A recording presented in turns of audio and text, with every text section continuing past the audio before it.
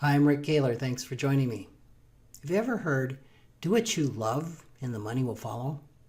It's a pretty appealing belief with a great promise. There's just one catch. It's a money script. And like all money scripts, it's a half-truth that works in certain circumstances and it fails miserably in others. Most financial life planners, myself among them, support the notion that people need to do what they love. Why spend the best years of your life in a job or a career that you absolutely hate? Of course, it's far more rewarding to find a career or a job that seems like you're getting paid to play. Yet in reality, just a few fortunate people actually find a job that fulfills their dreams and passions and also offers plenty of pay. All too often what feels like play just doesn't carry much, if any, pay. As an example, what is play to my wife is acting. She comes alive, digging her emotional chops into a juicy role and performing. She recently celebrated her 25th year of being on the stage by playing Lady Macbeth with our local theater group. She was in thespian heaven for 6 weeks of rehearsal and 3 weeks of performances. How much did she earn? Nothing. Nada. Zilch. Zero. Fortunately, her day job and mine allow her to enjoy her payless passion of acting. And that is just my point. For most of us, we need to balance our play with our pay.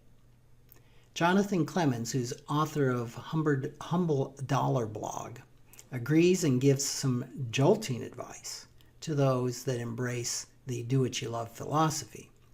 In a post from November 10th, 2018, he says, "Forget pursuing your passions in your 20s and 30s. Instead, you should spend those years pursuing dollars so you can spend your 40s and 50s doing what you love."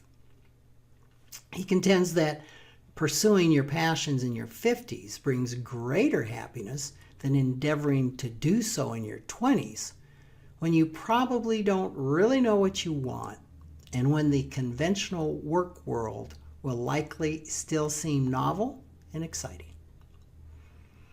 I once attended a conference where a speaker related how her life was changed when in her 20s, her fiancé was murdered in front of her. As a result, she started working with people who were grieving. It was probably the best presentation on grieving I had ever heard by a therapist.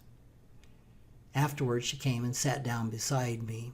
I told her how incredibly powerful her talk was, and I asked her where she practiced. She said, "I don't. I'm not a therapist. I'm a portfolio manager."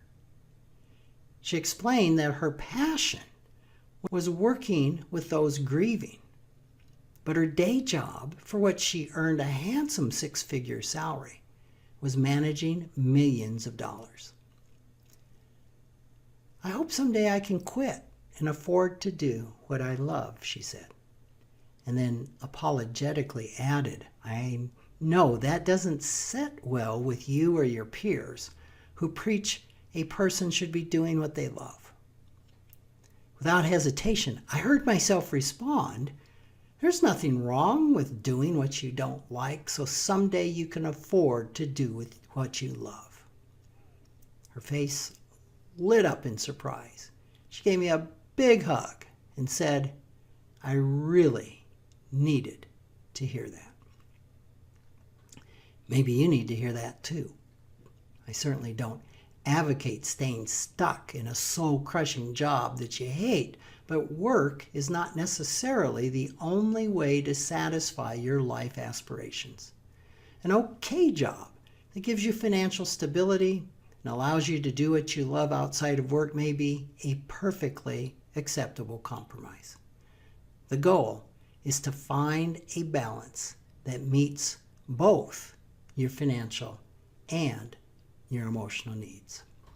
Thanks for joining me.